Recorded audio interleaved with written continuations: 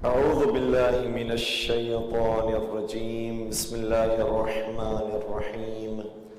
الحمد لله رب العالمين، والصلاة والسلام على أشرف الأنبياء والمرسلين، حبيب إله العالمين سيدنا ومولانا أبي القاسم محمد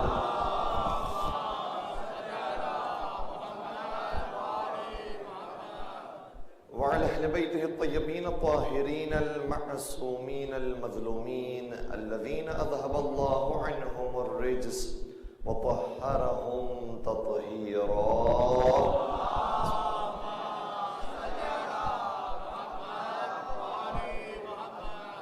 ولعنة الله على أعدائهم أجمعين. بسم الله الرحمن الرحيم. اللهم صل على فاطمة وأبيها وبعلها وبنيها والسر المستودع فيها بعدد ما أحاط به علمك. أما بعد، فقد قال الله تبارك وتعالى في محكم كتابه المجيد وفرقانه الحميد. بسم الله الرحمن الرحيم. مرج البحرين يلتقيان بينهما برزخ لا يبغيان فبأي آلاء ربكما تكذبان يخرج منهما اللؤلؤ والمرجان فبأي آلاء ربكما تكذبان. درود پڑھ دیجئے گا محمد والے.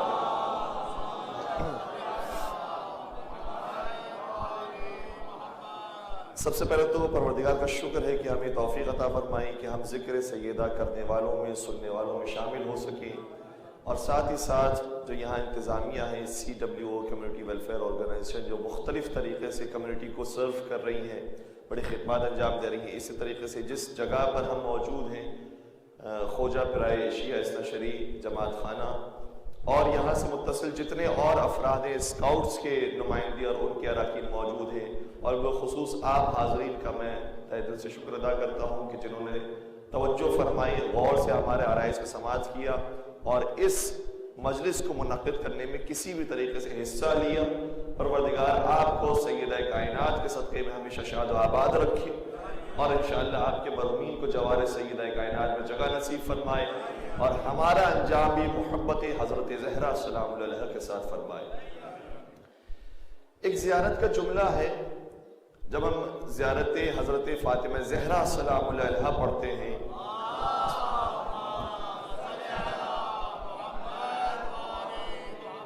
تو اس میں ہم یہ بھی کہتے ہیں، وہی مشہور زیارت، السلام علیک یا ممتحنہ تمتحنک اللہ قبل ان یخلقکی فوجدکی صابرہ، کہ اے بی بی کہ جن کا امتحان لیا گیا ہے قبل اس کے کہ آپ کی خلقت اس دنیا میں ہوتی.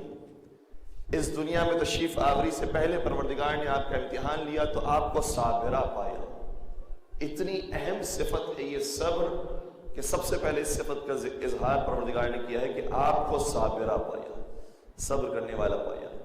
اسی زیارت میں آگے جا کر ہمیں جملہ کہتے ہیں فَإِنَّا نَسْأَلُكِ، اور ہم زائرین اے بی بی آپ سے سوال کرتے ہیں، ان کننا صدقناکی، اگر ہم نے آپ کی تصدیق کر لی ہے اور آپ سمجھتی ہیں کہ ہمارا شمار آپ کی تصدیق کرنے والوں میں سے ہے، تو پھر آپ ہمیں ایک چیز عطا فرمائیے کہ اس تصدیق کے ذریعے آپ ہمیں علی مرتضیٰ اور محمد مصطفیٰ کے ساتھ متصل کر دیجئے.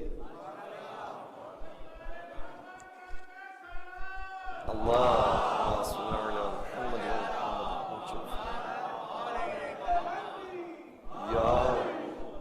اور یہ حقیقت ہے کہ بی بی ہے اتصال محمد مصطفیٰ اور علی مرتضیٰ کے درمیان. باقاعدہ کتاب لکھی ہے آیت اللہ وحید خراسانی نے، اس کتاب کا نام ہی یہی ہے، حلقہ وصل، یعنی وہ زنجیر جو زنجیروں کو جوڑ رہی ہے، وہ ہے حضرت زہرا. آپ کے ذریعے ہم پہنچیں گے علی مرتضیٰ تک بھی اور محمد مصطفیٰ تک بھی. اور پھر پروردگار کی رحمت میں سے ایک رحمت کا حصہ یہ بھی ہے کہ ہمیں بی بی کے ذکر کرنے والوں میں، بی بی کے فرش پر بیٹھنے والوں میں سے قرار دیا. بہت بڑا شرف ہے یہ انسان کے لیے کہ کسی طریقے سے ائمہ اطہار السلام سے متصل ہو جائے، کتنے لوگ ایسے ہیں کہ جو اس در سے ابھی وابستہ نہیں ہیں کیونکہ اس کی چاشنی سے واقف نہیں ہیں، اس کی گہرائی سے واقف نہیں ہیں. اگر ہم نے ان تک بھی پیار و محبت کے ذریعے اپنے پیغام کو پہنچایا تو یقیناً وہ بھی کوثر کے ساتھ متصل ہو جائیں گے. اور یہ بہت ضروری ہے کہ جب بھی پیغام پہنچایا جائے تو اچھے اور شائستہ انداز میں پہنچایا جائے.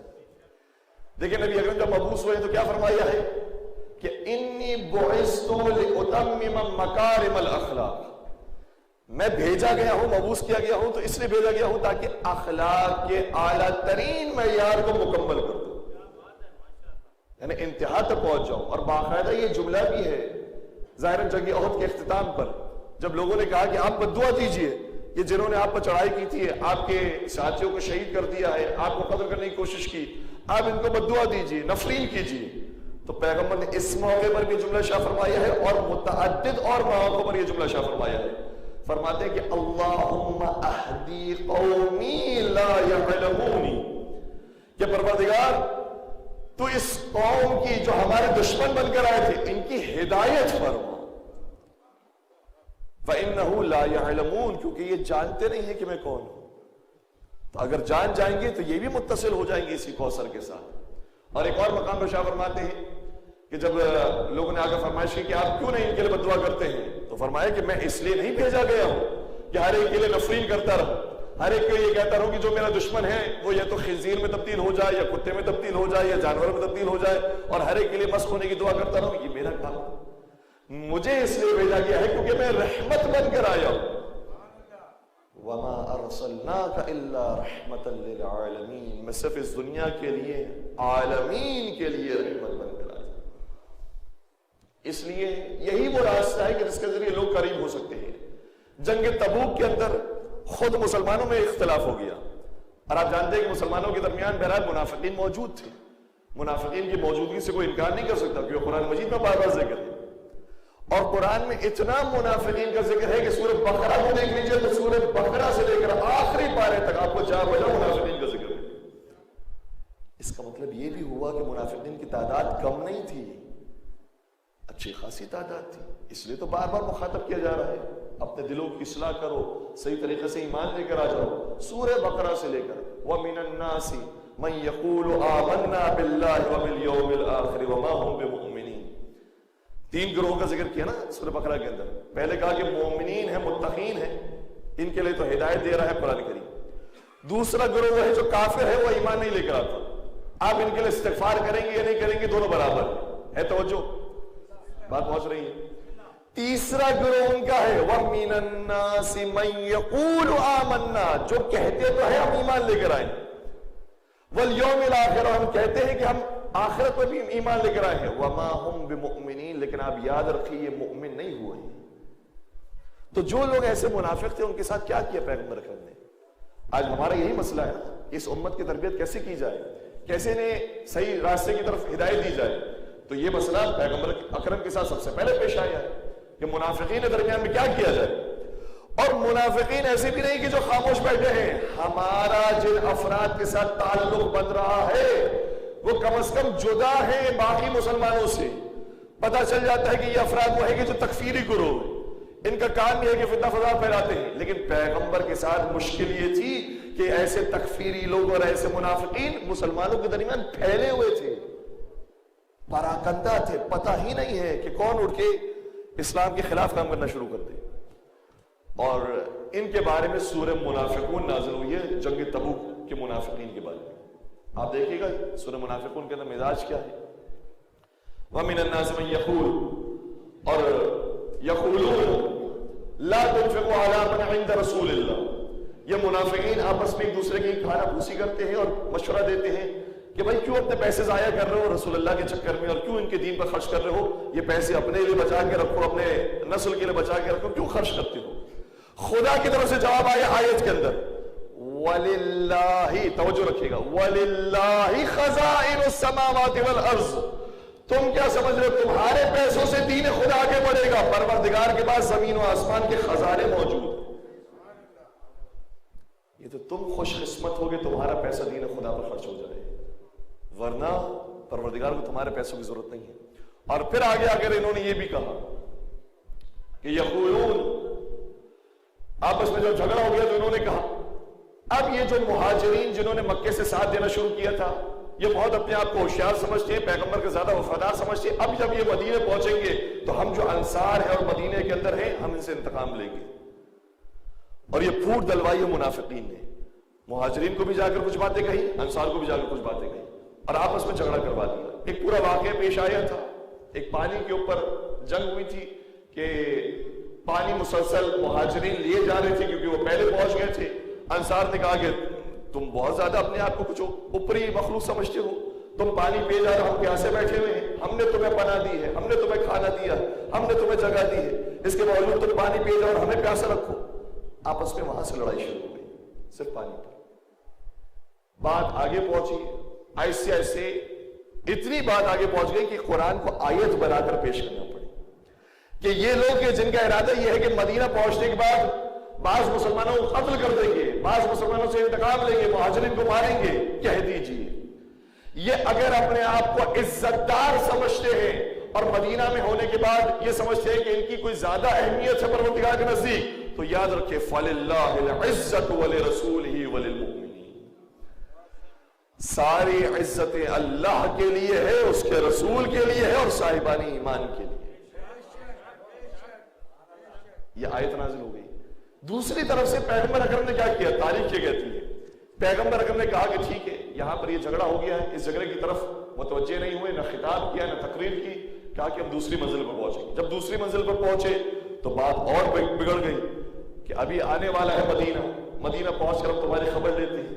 مدینہ تقریباً 2 دن کے فاصلے پر تھا، توجہ رکھیے گا، 2 دن کے فاصلے پر تھا۔ ایک منزل کے بعد دوسری منزل، دوسری کے بعد تیسری منزل، تقریباً 4 سے 5 منزلیں باقی رہ گئی تھی۔ ہوتا یہ تھا پرانے زمانے میں کہ جب ایک منزل پر پہنچتے تھے تو وہاں پر پڑاؤ ڈالتے تھے، استراحت کرتے تھے، اس کے بعد آگے بڑھتے تھے۔ صلوات پڑھ دیجیے۔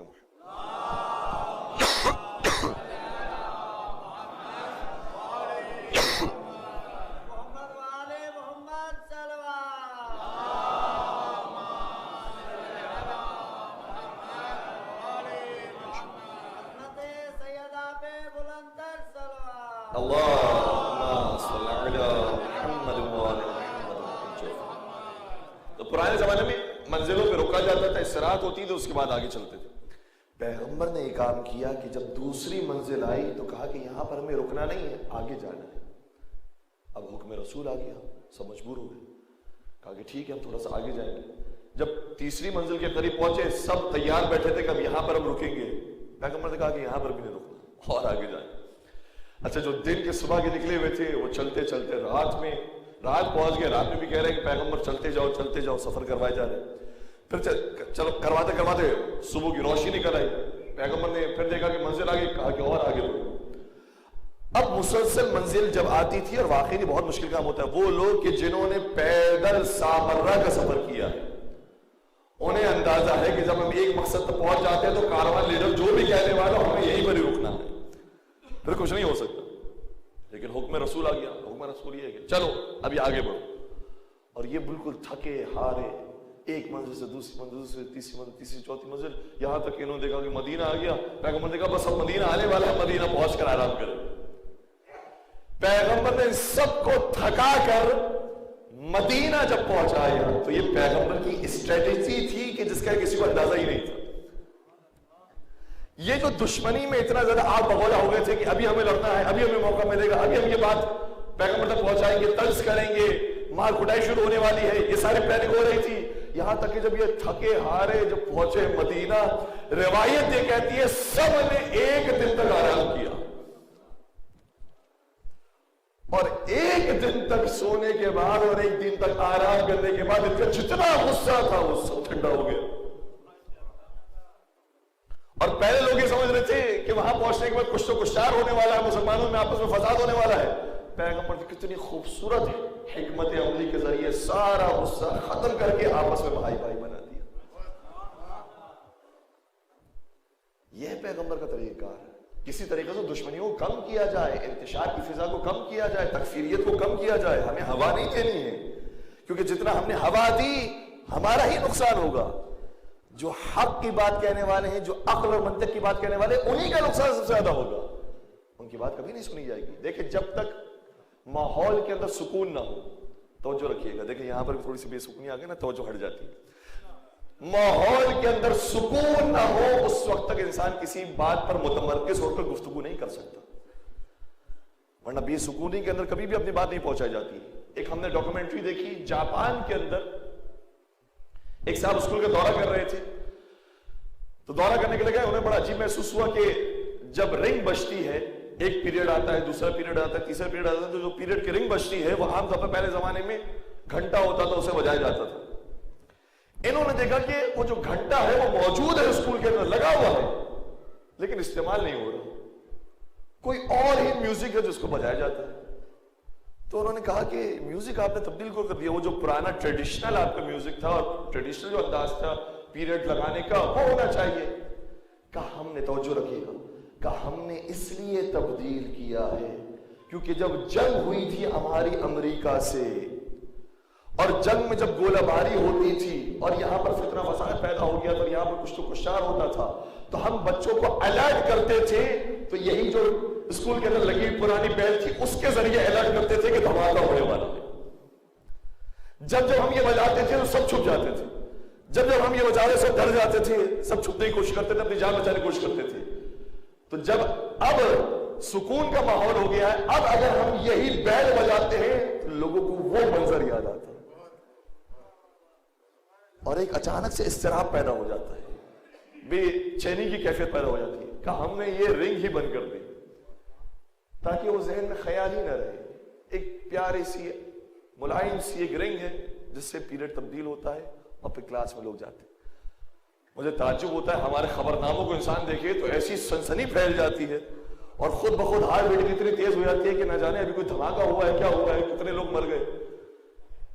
اس طرح سے اس کا میوزک ہے, اس طرح سے وہ خبریں پیش کر رہے ہیں, اس طرح سے ہیڈ لائن چلا رہے ہیں.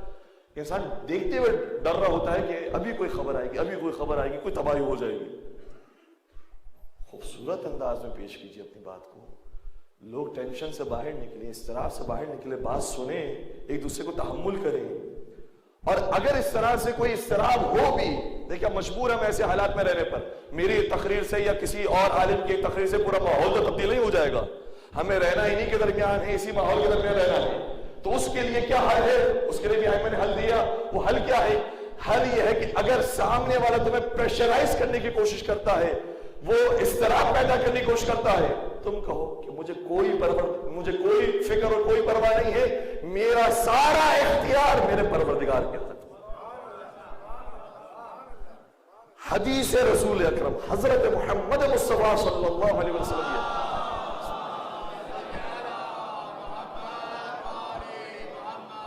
فرماتے ہیں کہ کفارۃ التطیر التوکل. تطیر کا کیا مطلب ہے؟ تطیر کہتے ہیں بدشگونی کو. جیسے ابھی آوازیں سننا شروع ہوئی, بدشگونی پیدا ہونا شروع ہوئی, اب کیا ہوگا, اب کیا ہوگا. یا ہمارے یہاں یہ پرانے زمانے میں ہوتا تھا کہ کالی بلی سامنے سے گزر جائے تو بدشگونی ہو جاتی ہے, اب کام پر نہیں جانا چاہیے. جو نہ جانے والے ان کے لیے بہانہ ہو جاتا تھا. تو جو بدشگونیاں ہیں اس کا علاج کیا ہے؟ اس کا علاج پیغمبر نے بیان کیا کہ آپ کوئی بدشگونی نہ کرو. التوکل, بدشگونی کا ایک ہی علاج ہے خدا پر بھروسہ. خدا کتنے مشکل حالات سے لوگوں کو بچا لیتا ہے. حضرت ابراہیم آگ میں چلے گئے, ان کو بچا لیا. لہٰذا خدا پر بھروسہ رکھو, سکون اور کام کے ساتھ اپنی لائف کو گزارو. اس طرح سے تم خود بھی بہتر فیصلے لے سکو گے اور سامنے والی قوم بھی بہتر فیصلے لے سکے گی. ماحول کو ٹھنڈا رکھو.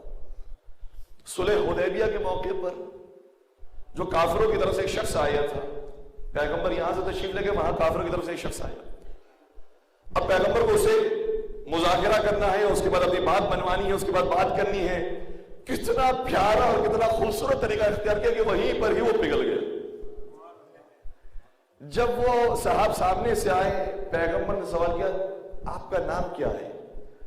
کہا کہ میرا نام سہیل بن عمر ہے. جیسے سہیل بن عمر نام سنا نا, پیغمبر نے فرمایا سہیل عمرنا. سہیل کا مطلب ہوتا ہے وہ جو چھوٹا آسان. سہیل نکلا ہے سہل سے, ہمارے اردو زبان میں استعمال ہوتا ہے سہل, اسی سے نکلا مسجد سہلا بھی سہل. جیسے ہی پیغمبر نے سہیل کا لفظ سنا نا, اسی سے ہی اسے پگھال دیا. کہ سہیل امرنا, تیرے نام کی برکت سے ہمارا کام بھی سہل ہو گیا، ہمارا کام بھی آسان ہو گیا، اور وہ بھی پیار و محبت سے مذاکرے کر کے اور سلو کے اوپر دستخط کر کے چلا گیا۔ تو پیغمبر یہ چاہتے تھے کہ حالات جتنے سازگار ہوں گے، ٹھنڈے ہوں گے، اتنے ہی بہتر طریقے سے ہم اپنی بات کو پہنچا سکیں گے۔ اور پیغمبر کے آگے جا کر اور مختلف مواقع پر ہم یہ کردار دیکھتے ہیں، جس طریقے سے جنگ احد کے اندر ہم نے مثال پیش کی، جنگ تبوک کے اندر مثال پیش کی، واقعی سخت حالات ہیں، یہ قوم وہ ہے جو نفرین کر رہی ہے، قوم وہ ہے کہ جو باہر بھگا رہی ہے، لیکن پیغمبر ہمیشہ ان کی شفاعت کے لیے دعا کرتے رہے، ہمیشہ ان کی ہدایت کے لیے دعا کرتے رہے، کبھی ان کے لیے بد دعا نہیں کی۔ یہی طریقہ ہمیں اور آپ کو اختیار کرنا ہے، یہ بہترین طریقہ ہے تبلیغ کے لیے، یہ بہترین طریقہ ہے تربیت کے لیے۔ اور ایک اور چیز جو میں بار بار مسلسل آپ کی بیان کر رہا ہوں اور آج تاکید کے ساتھ بیان کرنے کی کوشش کروں گا کہ بس متصل کر دیں انہیں اہل بیت کے ساتھ۔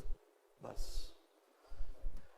آیت اللہ بہجت جائے کرتے تھے زیارات پر، ایک ان کے ہم کلاسی تھے جو جوانی میں ان کے ساتھ ہوتے تھے، آغا فہری ان کا نام ہے، ان کی ملاقات ہوتی تھی آیت اللہ بہجت سے۔ جب زندگی کے آخری ایام میں آیت اللہ بہجت سے ملاقات کرنے کے لیے آئے نا تو شکوہ کرنے لگے، کہنے لگے اے بہجت، تم نے تو کہاں عرفان کے مناظر کو طے کر لیا اور ہمیں پیچھے چھوڑ دیا، کاش ہمارا بھی ہاتھ پکڑا ہوتا، ہمیں بھی تھاما ہوتا تو ہم بھی تمہارے ساتھ سفر کرتے۔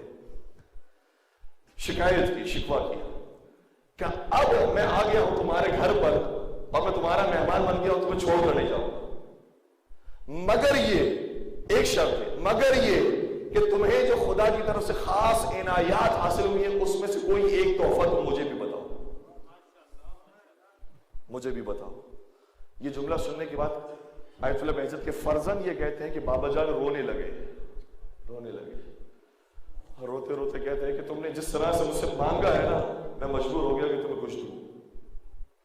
اور میں تمہیں بتاتا ہوں کہ جب میں زیارت حضرت امام علی رضا علیہ السلام پر جاتا تھا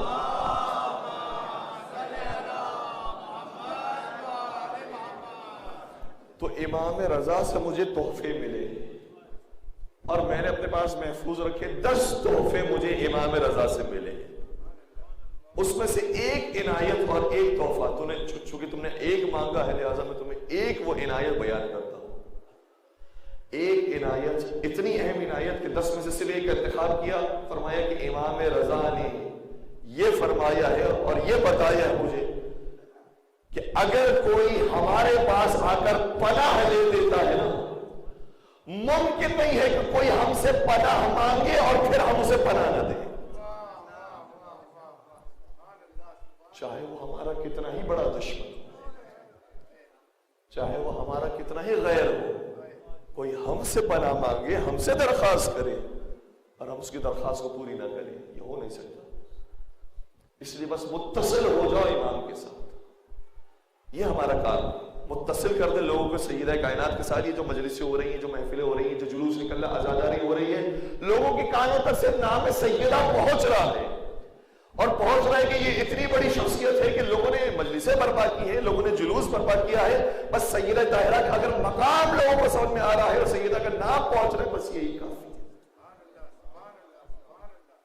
کل کے دن اگر جلوس ہے یا اسی طریقے سے آپ مجالس میں شریک ہو رہے ہیں، کوئی اور کام کرنے کی ضرورت نہیں ہے، صرف ایک چھوٹا سا کام کیجئے کہ سیاہ لباس پہن لیجیے، کوئی اور کام کرنے کی ضرورت نہیں ہے، صرف یہ عہد کر لیجئے کہ اگر کوئی ہم سے پوچھتا ہے کہ بھائی آپ نے کیوں مجلس برپا کی ہے، کیوں سیاہ لباس پہنا ہے، کوئی اور بات نہ کہیں، صرف اتنا کہیں کہ میں شہادت بنت رسول حضرت فاطمہ زہرا کے غم کی وجہ سے سیاہ کپڑے پہنا ہوں۔ شہادت حضرت زہرا، شہادت حضرت زہرا، شہادت کہتے رہیں، شہادت بولتے رہیں، اپنی زبان پر لاتے رہیں تاکہ اندازہ ہو کہ بی بی کو شہید کیا گیا، پھر خود بخود ہی آہستہ آہستہ پہنچ جائیں گے انشاءاللہ سمندر تک، ساحل تک آ گئے، سمندر تک بھی پہنچ جائیں گے۔ تو امام رضا یہ فرماتے ہیں، اور اگر ہم متصل ہونا چاہتے ہیں امام تک، کچھ شرائط ایسی ہیں کہ جو اس کی ظاہری شرائط ہیں، ان ظاہری شرائط کی بھی خیال رکھنا چاہیے، اور کچھ شرائط ایسی ہیں کہ جو باطنی شرائط ہیں۔ میرے ساتھ توجہ کے ساتھ سن رہے ہیں انشاءاللہ، ایک مل کے باوجود درود پڑھ دیجیے گا محمد و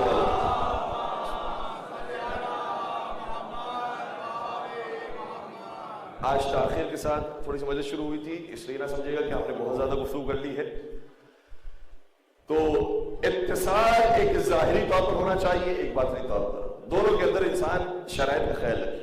ظاہری طور پر اہل بیت سے متصل ہونے کا طریقہ یہ ہے کہ ظاہری جو نجاست ہے اس سے اپنے آپ کو دور کرنا۔ وہ صاحب تطہیر ہے، اس لیے ہمیں بھی پاک ہونا پڑے گا۔ پاک ہوں گے تو ان کے قریب جائیں گے۔ ایک روایت کا جملہ یہ ہے کہ کچھ اصحاب چھڑے سرکار حضرت امام جعفر صادق علیہ السلام سے ملنے کے لیے جا رہے تھے۔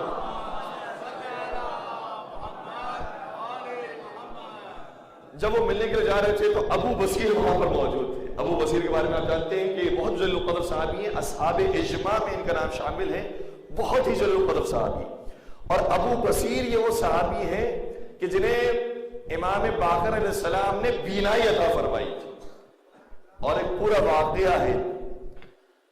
خیر ابو بصیر انہوں نے یہ دیکھا کہ کچھ اصحاب ہیں کہ جو جا رہے ہیں چھڑے امام کی خدمت میں، چونکہ یہ حالت غسل کے اندر تھے، انہوں نے سوچا کہ اب میں غسل انجام دوں، پھر جاؤں امام کے ساتھ ملاقات کرنے کے لیے، یا ابھی چلے جاؤں کیونکہ ابھی امام موقع دیں گے سارے اصحاب کو تو مجھے بھی وقت مل جائے گا۔ انہوں نے سوچا کہ بہتر یہ ہے کہ امام کو تکلیف نہ دی جائے، ابھی امام کے ساتھ پہنچ جائے، اور ان کے ساتھ ہی شامل ہو کر چھٹے امام کی خدمت میں آیا۔ جیسے چھٹے امام کی خدمت میں امام نے شاہ فرمایا، اے ابو بصیر کہ تمہیں معلوم نہیں ہے کہ ہماری محفل میں نجاست کے ساتھ حاضر نہیں ہوا جاتا، ہماری محفلوں میں حالت نجاست کے ساتھ حاضر نہیں ہوا جاتا۔ اسی لیے مراجی نے بھی فرمایا ہے کہ جب ہم ان کے حرم میں جائیں، ان کی زیارات پر جائیں، تو ہمیں چاہیے کہ باوضو ہو کر طہارت کے ساتھ ان کے حرم میں داخل ہو۔ ایک درود پڑھ دیجیے گا محمد ہو۔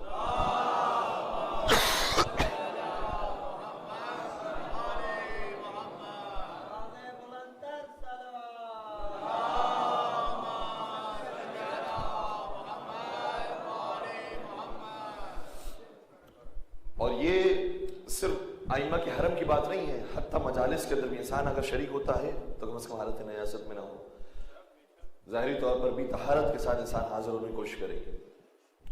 آیت اللہ میلانی کے بارے میں ملتا ہے، وہ آیت اللہ میلانی کے جن کا انتقال ہو گیا، ورنہ ان کی بیٹی ابھی بھی حیات ہیں، خدا انہیں طول عمر عطا فرمائے، اور ان کے والد بزرگوار کو جوار معصوم میں جگہ نصیب فرمائے۔ آیت اللہ میلانی نے دیکھا کہ ایک مجلس کے اندر جب وہ شریک تھے تو مجلس امام حسین کے اندر ایک شخص حالت غسل ہی کے اندر آ کر بیٹھ گیا تھا، تو اس کے کنار جا کر اس کے کان میں یہ فرمایا کہ تجھے معلوم نہیں کہ خود مجلس امام حسین روضہ امام حسین کے برابر ہے، یہاں پر ائمہ تشریف لاتے ہیں، اس لیے تو حالت نجاست میں یہاں پر نہ آیا کر۔ البتہ کبھی کبھار مسئلتیں مختلف ہو جاتی ہیں، لیکن بہرحال جتنا انسان کوشش کر سکے اپنے آپ کو پاک طاہر صاف رکھ کر یہاں پر تشریف لائے۔ دوسری چیز جو اس سے زیادہ اہم ہے وہ یہ کہ طہارت باطنیہ بھی ہونی چاہیے۔ باطنی طور پر بھی انسان پاک صاف ہو، کم از کم اتنا محسوس کرے کہ میں جس کی بارگاہ میں آ رہا ہوں وہ ہستی ہے جو مجھے خدا تک متصل کرنے والی، یہ وسیلہ ہے ہمارے اور خدا کے درمیان، میں اس وسیلے تک پہنچ رہا ہوں، یہ بھی بہت ضروری ہے۔ سید ہمگیری، ان کے نام سے کون واقف نہیں، بہت بڑے شاعر تھے، بہت بڑے عالم تھے، البتہ ان کا کیسانیہ مسلک سے تعلق تھا۔ کیسانیہ وہ مسلک ہے کہ جو مولا علی کو تو مانتا تھا، امام حسن کو مانتا تھا، امام حسین کو مانتا تھا، لیکن ان کے بعد محمد حنفیہ کی امامت کے قائل ہو گئے تھے، ان کو کہا جاتا ہے کیسانیہ۔ البتہ آج کے دور میں کوئی کیسانی مذہب کا نہیں ہے، جو تحقیق موجودہ تحقیق ہے اس کے مطابق کیسانیہ مذہب اور مسلک کے لوگ ختم ہو چکے ہیں، زیدیہ باقی ہیں، دیگر اسماعیلی یا بوری حضرات یہ باقی ہیں، لیکن کیسانیہ جو فرقہ تھا وہ ختم ہو چکا ہے۔ سید ہمگیری کا تعلق کیسانیہ مذہب سے تھا، اور یہ تھے چھٹے امام جعفر صادق علیہ السلام کے زمانے۔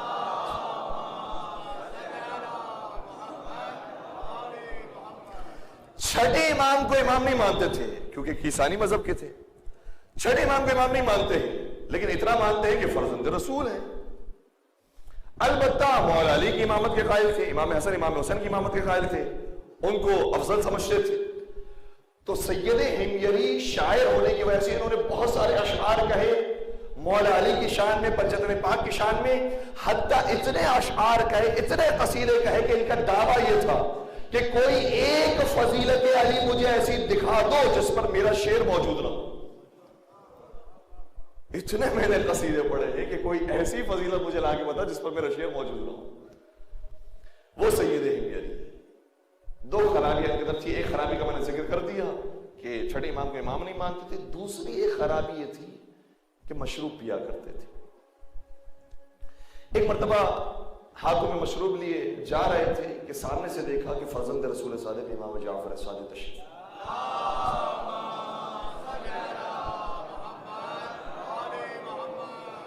شرم محسوس ہوئی کہ فرزند رسول سید ہیں، سادات ہیں، میں ان کے سامنے کیا لے کر جا رہا ہوں. اپنے ہاتھوں کو ذرا چھپایا اور سر جھکا کر نکلنا چاہتے تھے کہ امام بھی بغیر سلام کیے اگر چلے جاتے ہیں تو کیا ہی بہتر ہے، اور امام سے ملاقات نہ ہو تو کیا ہی بہتر ہے. اور امام قریب تشریف لا رہے. گلی بہت تنگ تھی. امام قریب پہنچے اور قریب پہنچنے کے بعد کہا السلام علیکم. ایسے یہ نہیں میری تشبہ میرا سلام. یہ مجبور ہوگا وعلیکم السلام. آپ پر میرا سلام. کیسے ہیں آپ؟ خیریت. امام نے سوال کیا کہ ایسے یہ دے میری تیرے ہاتھ میں کیا ہے؟ ابھی کیسے جواب دے؟ میرے ہاتھ میں شراب ہے. اس لیے ڈر گئے، خوفزدہ ہو گئے کہ میں کس طریقے سے کہوں. ایک درخواست یہ آئی ہے کہ اگر مومنین تھوڑا سا دائیں جانب کافی جگہ خالی موجود ہے، تھوڑا سا آگے تشریف لے آئیں گے تو بعد میں آنے والے مومن کو تکلیف کا سامنا نہیں کرنا پڑے گا، چونکہ شاید مومن کی تعداد کافی زیادہ ہو گئی ہے. آج شب شہادت بھی ہے. ایک درود پڑھ دیجیے گا سیدہ کونین کی ذات.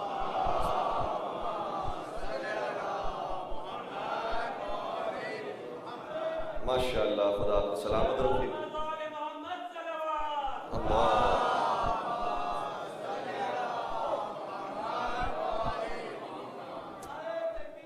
اللہ اکبر. یا رسول اللہ، یا علی.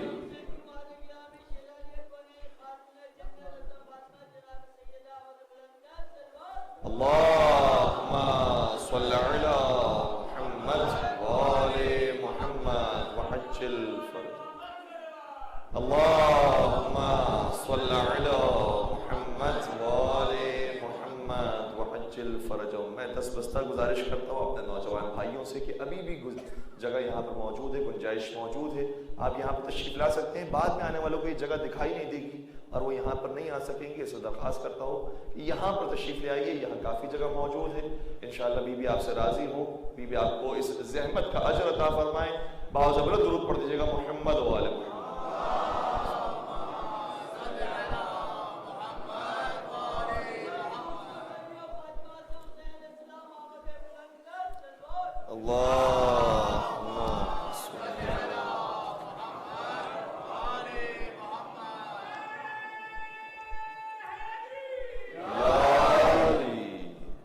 اب درمیان گفتگو کے اندر یہ دعا بھی آ گئی ہے تو دعا بھی ہم کروا دیتے ہیں جب تک مومنین اس طرف آ جائیں گے. محمد مسرت عباس کے بہترین روزگار کے لیے دعا کرنے کے لیے کہا ہے. پروردگار نے معصومین کے صدقے میں بالخصوص سیدہ کائنات کے صدقے میں بہترین روزگار عطا فرمائے.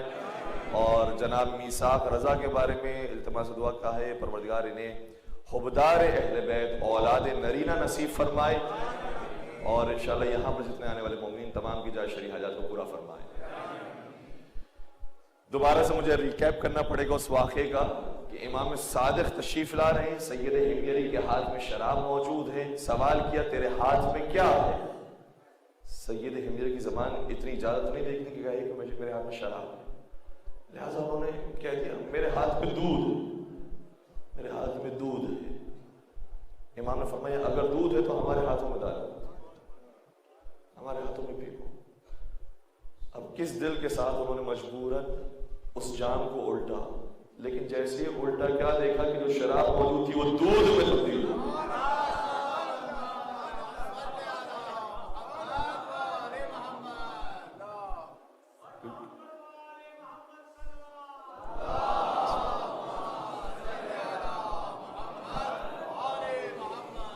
کیونکہ ممکن نہیں ہے کہ صاحب تطہیر کا ہاتھ ہو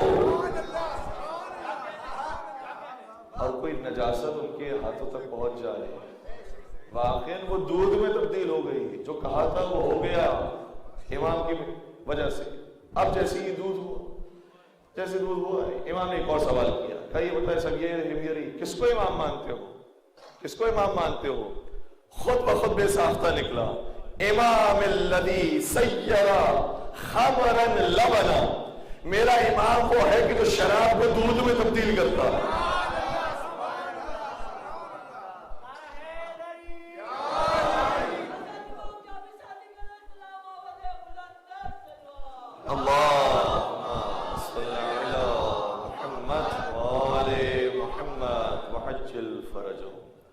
میرا امام وہ ہے کہ جو لوگوں کو ایسے تبدیل کرتا ہے. جب چیز ایسے تبدیل کر سکتا ہے میرا امام, تو کیا ہمارے دل کو تبدیل نہیں کر سکتا؟ ہمارے دلوں کو منقلب نہیں کر سکتا؟ اور ہر ایک کے لیے مولا کا دسترخوان بچھا ہوا ہے, یہ دروازہ کھلا ہوا ہے. کیا امام رضا کا ہم نے وہ جملہ نہیں سنا جو شیخ بائی سے فرمایا تھا؟ یہ پوری تعمیر حرم کا کام سونپا گیا تھا اور حرم کی وہ تعمیر کر رہے تھے. شاہ عباس صفوی نے حکم دیا تھا کہ تمہیں حرم کی تعمیر کرنی ہے, چونکہ تم بہت اچھے آرکیٹیکٹ ہو اور یہ ریاضی دان بھی بہت اچھے تھے, بہت بڑے عالم دین تھے. تو جب دروازہ اور در و دیوار انہوں نے بنا لی تو ایک دروازے کے بارے میں انہوں نے کہا کہ یہ دروازہ نہیں بنانا جب تک کہ میں اصفہان کے سفر سے واپس نہ آ جاؤں, اور جب میں مشہد آؤں گا تب یہ دروازہ بنانا. لیکن جب وہ پہنچے تو دیکھا کہ دروازہ بنا ہوا ہے. مزدوروں سے آ کر سوال کیا کہ کیا میں نے تمہیں حکم نہیں دیا تھا کہ دروازہ نہیں بنانا جب تک میں نہ پہنچوں؟ تم نے کیوں دروازہ بنا دیا؟ مزدوروں نے کہا کہ ہمارے بڑوں نے ہم سے کہا تھا. یہ بڑوں کے پاس پہنچے, انہوں نے کہا ہمارے بڑوں نے کہا تھا. یہ ان بڑوں کے پاس پہنچے, یہاں تک کہ شاہ عباس صفوی تک یہ پہنچے اور کہا کہ آپ نے کیا حکم دیا ہے کہ دروازہ میری اجازت کے بغیر بنا دیا جائے؟ تو کہنے لگے کہ میرا حکم نہیں ہے, خود صاحب قبر کا حکم یہ تھا کہ شہر کے بھائی سے پہلے اس دروازے کو بنا دیا جائے. تو کہا کہ یہ کیسے ہو سکتا ہے کہ خود صاحب قبر یہ حکم دے؟ کہا کہ ساتھ ساتھ امام رضا نے یہ بھی فرمایا تھا کہ جس طریقے سے شیخ کے بھائی ہمارا دروازہ بنانا چاہتے تھے وہ اپنے گھر میں جا کر ایسا دروازہ بنائے, اپنے گھر میں جا کر ایسا دروازہ بنائے. شیخ بھائی جملہ سننے کے بعد رونے لگے اور حیرت میں مبتلا ہو گئے, یہ بات کیسے پتہ چلی؟ شیخ عباس صفوی نے سوال کیا کہ کیا ہوا آپ کو, کیوں مضطرب ہو گئے, کیوں رونے لگے؟ کہا کہ میں جو دروازہ مولانا رضا کا بنانا چاہتا تھا وہ خاص دروازہ تھا اور اصفہان اس لیے گیا تھا کہ وہاں سے ایک طلسم لے کر آؤں, ایک جادو لے کر آؤں, ایک طلسم لے کر آؤں جو میں اس دروازے کے اوپر لگا دوں جس کے بعد اس دروازے سے وہی داخل ہو سکتا ہو کہ جو امام رضا کی امامت میں قائل ہو, اور باقیوں کے لیے دروازہ شیر بن جائے, وہ باقی وقت داخل نہ ہو سکے, ان کے لیے دروازہ بند ہی رہے اور وہ مایوس ہو کے ہم چلے جائیں. لیکن مولانا رضا نے فرمایا ویسا دروازہ وہ اپنے گھر کا بنانا, یہ دروازہ وہ ہے جو سب کے لیے کھلا ہوا.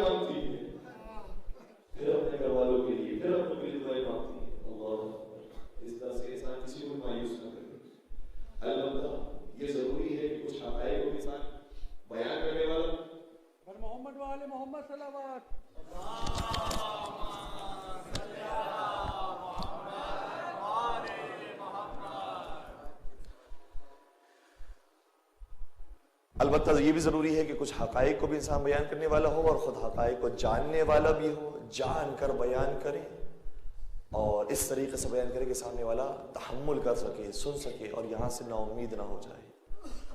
ایک نقطہ جو امام فخر الدین رازی نے بیان کیا ہے میں ضرور سمجھتا ہوں کہ آج وہ منتقل کرو پھر بات کو مکمل کر دوں. امام فخر الدین رازی کو چھوٹے عالم دین نہیں ہیں, ان کے علمیت کے لیے یہی کافی ہے کہ ان کو اس زمانے کے تمام عالم اسلام امام کہا کرتے تھے. امام فخر الدین رازی یہ چھوٹے علماء نہیں کہ جن کو امام کا لقب ملا ہے. امام بخاری ہو, امام مسلم ہو, امام ابو حنیفہ ہو, یہ اپنے زمانے میں شہرت رکھتے تھے, معروف افراد تھے, اس لیے ان کو امام کا لقب ملا. امام فخر الدین رازی نے یہ جملہ لکھا ہے. اور یاد رکھیے گا کبھی کبھار جب ہم گفتگو کرتے ہیں اور یہ بات بیان کرتے ہیں کہ فلاں کتاب کے اندر یہ بات ہے, فلاں کتاب کے اندر یہ بات ہے, فلاں کتاب کے اندر یہ بات ہے, تو سامنے سے بعض لوگ یہ کہتے ہیں کہ نہیں آپ صحیح بخاری سے دکھائیے, صحیح مسلم سے دکھائیے. البتہ صحیح بخاری کے اندر بہت ساری چیزیں موجود ہیں اور وہ بھی ہم بیان کرتے رہتے ہیں, لیکن صحیح بخاری ہی ہوگی, اسے قرآن نہ بنائیے. یہ قرآن نہیں ہے. ارے نہج البلاغہ کو جب ہم قرآن نہیں کرتے تو صحیح بخاری کیا ہے؟ صحیح بخاری ہو، صحیح مسلم ہو، ساری یہ کتابیں ہیں، لیکن کوئی بھی قرآن کے برابر نہیں کہ ہر چیز آپ کو اس کے اندر مل جائے گی، جو بھی سوال کرے اس کا جواب اس کے اندر سے ملے گا۔ ہم جو دوسری کتابوں کے حوالے دے رہے ہیں وہ بھی کسی مولوی کی مسجد کے مولوی نے نہیں لکھی کتاب، وہ بھی آپ کے امام نے لکھی ہے کتاب، امام فخر الدین رازی۔ اسی طریقے سے ایک اور عالم دین ہے حاکم نیشاپوری، بہت بڑے عالم جن کو حاکم کا لقب دیا گیا، اپنے زمانے کے قاضی تھے، یہ لقب دیا گیا حاکم نیشاپوری نے۔ ویسے تو ایک کتاب لکھی المستدرک علی الصحیحین، بہترین کتاب ہے وہ اپنے مقام پر، لیکن اس کے علاوہ ایک کتاب باقاعدہ مستقل لکھی ہے، اس کا نام ہے فضائل فاطمہ الزہرا۔ یہ حاکم نیشاپوری کی کتاب ہے، کتابیں لکھی گئی ہیں پہلے، باقاعدہ بڑے بڑے جید علماء نے سیدہ کی شان میں کتابیں لکھی ہے۔ علامہ سیوطی، یہ چھوٹے عالم دین نہیں ہے، ان کو زمانہ علامہ کہتا تھا، ان کے لیے بھی لفظ امام آیا ہے، ان کو امام بھی کہا گیا ہے، ابو الجوامع بھی کہا گیا ہے۔ تمام علوم پر ان کا ایک خاص تسلط تھا، تفسیر کے اوپر بھی، تاریخ کے اوپر بھی، حدیث کے اوپر بھی بہترین کتابیں لکھی ہیں۔ علامہ سیوطی نے بھی باقاعدہ ایک مستقل کتاب لکھی ہے جس کا نام ہے مسند فاطمہ زہرا۔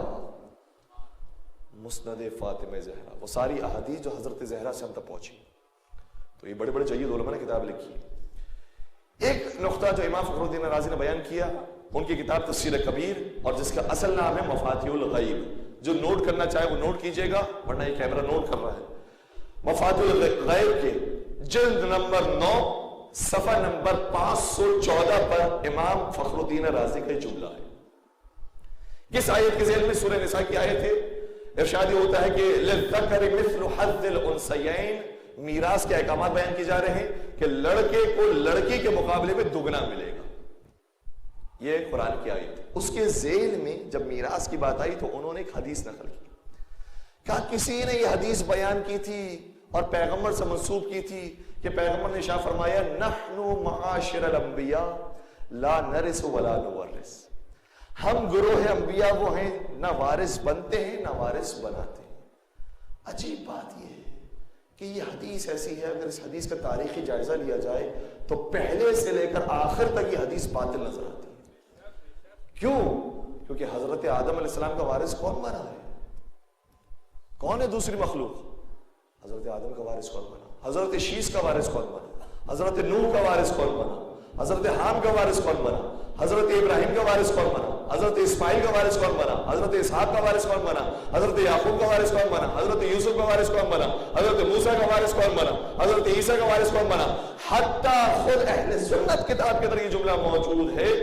ماوردی نے کتاب لکھی ہے، وہ بھی 1000 سال پہلے کے عالم دین ہیں، احکام السلطانیہ کتاب کا نام ہے، اور انہوں نے اس کتاب کے اندر یہ بات لکھی ہے کہ جب خود پیغمبر کے والد گرامی اور والدہ محترمہ کا انتقال ہوا تو ان کی میراث کس کو ملی؟ دوسروں کو ملی۔ ابھی تو آپ نے فرمایا تھا کہ انبیاء کے گروہ نہ وارث بنتے ہیں نہ بناتے ہیں، تو خود انہوں نے اس کتاب میں لکھا ہے اور باقاعدہ چیزیں لکھی ہے کہ کون کون سی چیزیں وراثت میں ملی ہے، کہ دونوں کی میراث خود حضرت محمد مصطفیٰ صلی اللہ علیہ وسلم۔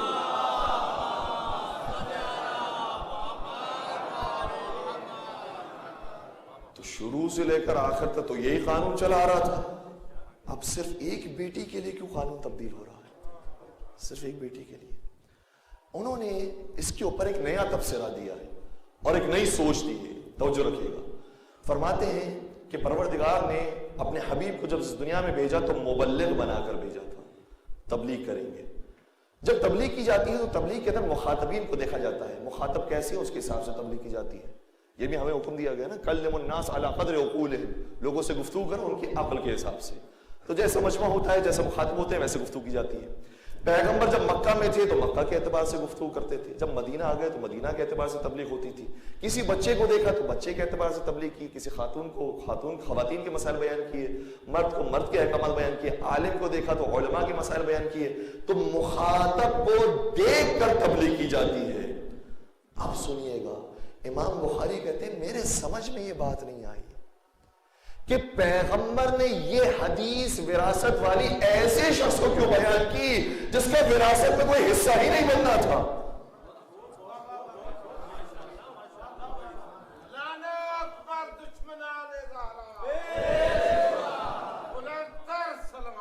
اللہم صلی علی آپ کی خدمت میں عربی عبارت بھی پیش کر دوں کیونکہ میں نے ریفرنس تو دے دیا ہے، لیکن ہو سکتا ہے کیونکہ صاحب کیا ہے کہ ہمیں تو اس کتاب کے صفحے پر یہ عبارت نہیں ملی ہے، ہم نے جہاں سے خریدی ہے وہ کوئی اور چھاپ خانے سے تھی، اس لیے آپ ہمیں عربی عبارت بتا دیجئے، وہ عربی عبارت آپ انٹرنیٹ پر سرچ کریں گے آسانی سے آپ کو مل جائے گی۔ امام فخر الدین رازی نے تبصرہ لکھا ہے، فرماتے کہ ان المحتاج الى معرفت هذه المسألة ما كان الا فاطمہ وعلی والعباس، کہتے ہیں کہ اگر میراث کی کوئی بات ہوتی اور پیغمبر یہ مسئلہ جدید بیان کرنا بھی چاہتے تھے تو ان کو بیان کرنا چاہیے تھا جو کسی اعتبار سے وارث بن سکتے تھے، یا وارث بن سکتی تھی حضرت زہرا، یا وارث بن سکتے تھے حسنین کریمین تو مولا علی کو بتاتے، یا وارث بن سکتے تھے ان کے چچا، تو جو قریبی ورثہ تھے ان کو پیغمبر کو بتانا چاہیے تھا خبردار میری میراث میں تم حق نہ لینا، تمہارا کوئی حق نہیں ہے، یہ میراث تقسیم ہو جائے گی پوری امت میں۔ عجیب بات یہ ہے کہ یہ حدیث وہ ہے جو اس کو بیان کی ہے جس کا میراث میں کوئی حق نہیں ہے، اور جو خود ورثہ ہے وہ کہہ رہے ہیں کہ ہم نے اپنے بابا سے یہ حدیث سنی ہی نہیں تھی۔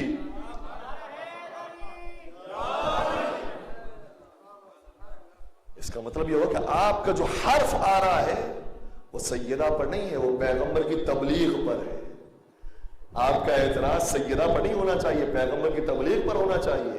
کیا پیغمبر کو نہیں معلوم تھا کہ کسے تبلیغ دینی چاہیے، کسے یہ حدیث بیان کرنی چاہیے؟ پیغمبر نے پھر ایسے شخص کو کیوں بیان کر دی؟ بس عزیزو، سید کائنات 1% کا بھی اشاریہ بھی نہ حق نہیں بول رہی تھی، مکمل حق کے ساتھ گفتگو کر رہی تھی، اور یہ بھی انہوں نے خود میں بیان کیا ہے، خدا کی قسم میں جھوٹ نہیں بولتی، خدا کی قسم میں صدیقہ ہوں، میں نے کبھی جھوٹ سے کام نہیں لیا۔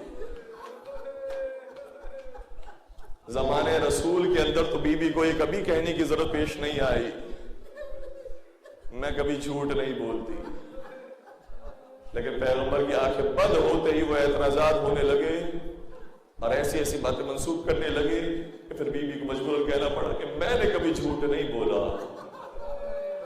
اللہ اکبر۔ آپ اسی جملے پر گریہ کر رہے ہیں اور حق بنتا ہے کہ اسی ایک جملے پر گریہ ہو کہ بیوی یہ کہنے پر مجبور ہو جائے کہ میں جھوٹ نہیں بولتی، لیکن افسوس یہ ہے کہ یہ کہنا پڑا تو گھر کی 4 دیواری میں نہیں، مجمع میں جا کر کہنا۔ بیوی مجبور ہو گئی نا محرموں کے مجمع میں آ کر یہ اپنی حقانیت کا ثبوت دے کہ میں کبھی جھوٹ نہیں بولتی۔ اس کے بعد قرآن کریم سے دلیلیں پیش کرنا شروع کی۔ بس عزاداروں، جب حجت تمام ہو گئی اور بعض لوگوں نے دیکھا کہ ہمارا تختہ پلٹ سکتا ہے تو پھر اب مجبور ہو گئے اور انہوں نے انتحاری کام کرنا شروع کیا، تشدد کا راستہ اختیار کیا، اور تشدد کے راستے میں اگر یہ تشدد مردوں تک باقی رہتا تو شاید پھر بھی صبر کرنے والے صبر کر جاتے، لیکن جو ہاتھ بلند ہوا ہے وہ صرف مردوں پر بلند نہیں ہوا۔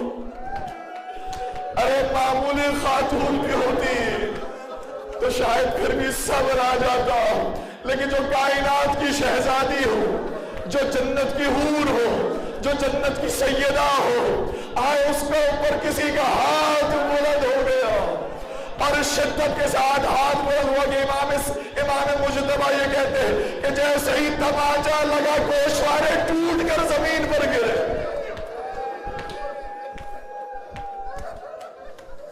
اجرکم علی اللہ۔ آج رونے کی شب ہے نا، مجھے نہیں معلوم کہ آج کی رات بی بی کو دفنایا گیا ہے، کل کی رات دفنایا گیا ہے، یا 20 دن بعد جو رات آنے والی ہے اس رات کو دفنایا گیا ہے، کیونکہ بی بی دونوں اعتبار سے بڑی مظلومہ تھی۔ بی بی کی قبر بھی نامعلوم ہے، بی بی کی تاریخ شہادت بھی نامعلوم،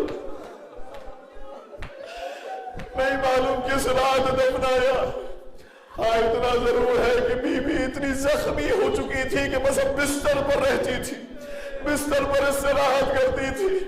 مجھے بتائیے اگر گھر کے اندر کسی کو زخمی حالت میں انسان دیکھ رہا ہو، مسلسل زخمی ہو اور کسی بھی ایسے مرض میں مبتلا ہو کہ کچھ دن کا ہی مہمان ہو اور کچھ دن بعد اس دنیا سے جانے والوں گھر والوں کی کیفیت کیا ہوتی ہے؟ ہر ایک اس کے قریب آگے سوال کرتا ہے آپ کو پانی کی ضرورت تو نہیں ہے، آپ کو کھانے کی ضرورت تو نہیں ہے، آپ کو استراحت کی ضرورت تو نہیں ہے، آپ کو کچھ چائے کی ضرورت تو نہیں ہے، آپ کو آرام کی ضرورت تو نہیں ہے۔ ہر ایک آگر بار بار اس کو خیال لگتا ہے، بار بار آگے سوال کرتا ہے۔ سب کی توجہ کا مرکز سیدہ کائنات ہے، ہر سیدہ کو اب کوئی تکلیف نہ ہو، ہر ایک آگر سوال کرتا ہے۔ لیکن آخری دن کی روایت یہ ہے وہ بیوی جب تک استراحت کر رہی تھی اور ان کے کام کبھی فضا انجام دیتی تھی، کبھی اسماء بنت امیس انجام دیتی تھی، کبھی زینب انجام دیتی ہوں گی، کبھی حسنین انجام دیتے ہوں گے۔ اب وہ وقت آیا کہ آخری دن بیوی خود اپنے بستر سے گئی۔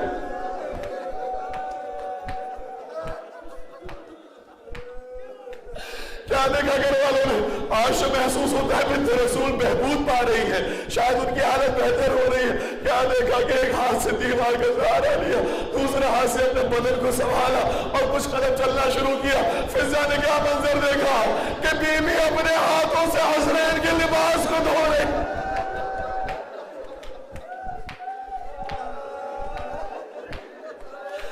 آپ جانتے ہیں مگر فضا نہیں جانتی تھی کہ یہ آخری دن۔ جناب فضا تو خوش ہو گئی، شاید حالت بہتر ہو رہی ہے، آج حسنین کے لباس بھی دھوئے جا رہے ہیں، حسنین کے لیے کھانا بھی پکایا جا رہا ہے، آج گھر کی صفائی بھی ہو رہی ہے۔ بلاخر فضا نے سوال کر لیا، اے بی بی ہم موجود ہیں، ہم یہ ساری خدمت کر لیں گے۔ بیوی نے کہا مجھے محسوس ہوتا ہے میری آج کی رات اپنے بابا سے ملاقات۔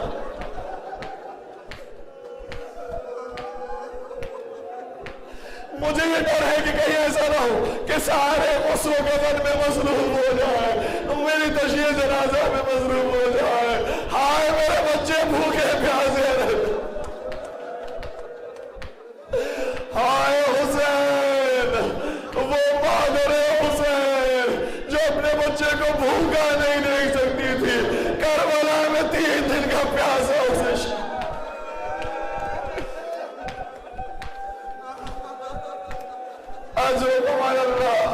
مولا کو غیرم نہ دے سوائے غم حسین کے۔ مزودارو منزل میں نے مختصر کر لی۔ بلاخر ایک وقت آیا، بیوی حیران کرنے کے لیے بیٹھی، اسما سے کہا اسما جب تک میری تسبیح کی آواز آتی رہے سمجھ جانا میری جان میرے جسم میں موجود ہے، تسبیح کی آواز مت ہو، سمجھ جانا میری روح قفس منصری سے پرواز کر گئی۔ اسما کان لگائے بیٹھی تھی، کیا دیکھا کہ تسبیح زہرا چلتے چلتے اب ہمیشہ کے لیے خاموش۔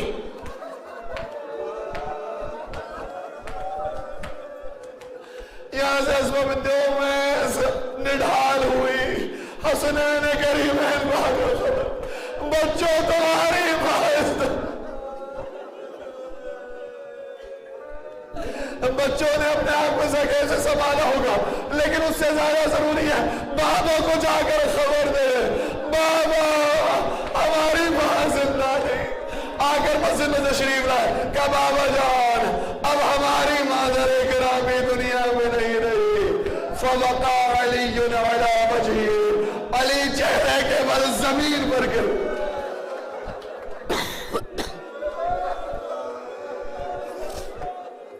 اجرکم علی اللہ، اجرکم علی اللہ، کوئی غم نہ دے خدا سوائے غم سیدہ کے، سوائے غم اہل بیت کے۔ اب سنیے گا علی مرتضیٰ کی مشکلات کا آواز سبھی ہوا ہے۔ آیا علی مرتضیٰ کیسے گرتے گرتے در سیدہ پر پہنچے، سیدہ کائنات کو کس طریقے سے کس حال میں دیکھا ہوگا، اور ساری امت آہستہ سے جمع ہوتی ہے، کہتی ہے ہم بھی تشییع جنازہ میں شریک ہوں گے۔ جا کر کہہ دو، سلمان سے کہا جا کر کہہ دو تشییع جنازہ ہوگی، ہم بعد میں تشییع جنازہ کریں گے، ابھی اپنے اپنے گھروں کی طرف چلے جاؤ۔ سب کو گھروں میں بھیج دیا۔ مجھے انصاف سے بتائیے گا، خدا یہ منظر نہ دکھائے کہ کبھی شوہر کو اپنی زوجہ کو یا زوجہ کو اپنے شوہر کو کبھی غسل دینا پڑے۔ ارے جو رفیق حیات ہوتی ہے نا، اس کو انسان مرتا ہوا دیکھ نہیں سکتا، اس کو دیکھ نہیں سکتا کہ یہ کیسے مجھے چھوڑ کے چلے گئی۔ علی مرتضی فاطمہ زہرا کو غسل دے. یہ بہت سخت ہے، لیکن اس سے زیادہ سخت یہ ہے کہ اور کسی کو مدد کے لیے بھی نہ بلا سکے. نہیں عزادارو، تھکیے گا نہیں. ایک اور جملہ میں کہتا ہوں، اور اس سے زیادہ سخت یہ ہے کہ انسان اپنی اس زوجہ کو غسل دے جو زخمی ہو چکی ہو اور شہید اس دنیا سے.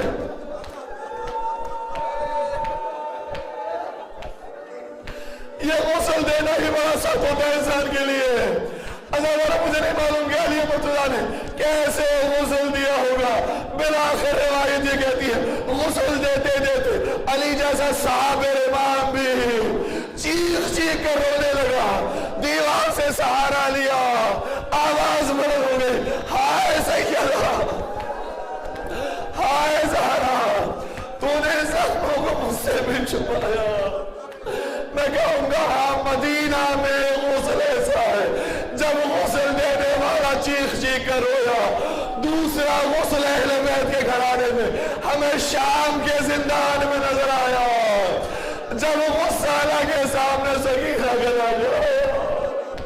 ایک مرتبہ چیخ کر سوال کیا، ارے اس بچی کو کوئی مصیبت آئی تھی یا کوئی بیماری لگ گئی تھی؟ جب یہ سوال کیا تو بڑی بیوی زینب کبریٰ تشریف لائی. کہا تو نے سوال کیوں کیا ہے؟ میری بیٹی کو کوئی مرض نہیں تھا، میری بیٹی کو کوئی بیماری نہیں تھی. تو نے سوال کیوں کہا؟ میں نے سوال اس لیے کیا ہے کیونکہ تیری اس بیٹی کے بدن کے ایک ایک حصے پر سیاہی کے نشانات، نیلے دھبے موجود، بدن کا کوئی جزو ناموز نہیں. بڑی بیوی مدینہ میں رخصت ہوئی، چھوٹی بیوی شام کے زندہ.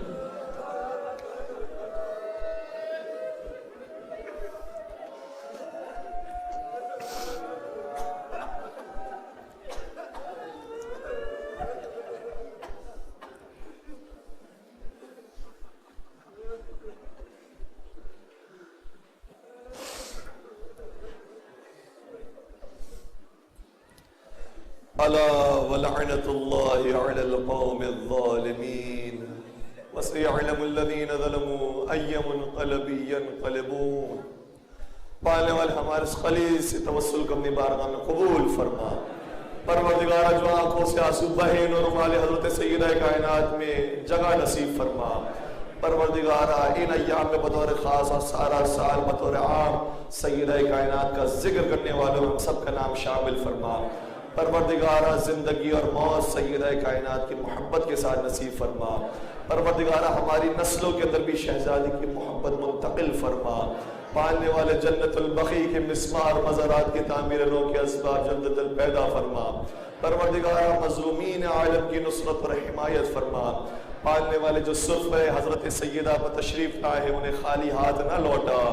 پروردگارہ حاضرین مجلس کی جائے شرعی حاجات کو پورا فرما. تمام مریضوں کو بیماروں کو شفا کامل اور عاجلہ نصیب فرما. بے روزگار مومن کو برسر روزگار فرما. جو برسر روزگار ان کے روزگار میں برکت و وسعت و کثرت نصیب فرما. پالنے والے قبر کی پہلی رات پنجتر پاک کی انوار کی زیارت ہم سب کو نصیب فرما. چار معصومین کی شفاعت سے ہم سب کو بہرمند فرما. پالنے والے حضرت زہرا کے آخری فرزند منتقم کربلا منتقم مدینہ حضرت حجت ابن الحسن کے ظہور میں تعجیل فرما. ہمیں ان کے عاشقین محبین سچے چاہنے والے اور ماننے والوں میں شمار فرما. ربنا تقبل منا انك انت السميع العليم وتب علينا انك انت التواب الرحيم برحمتك يا ارحم الراحمين.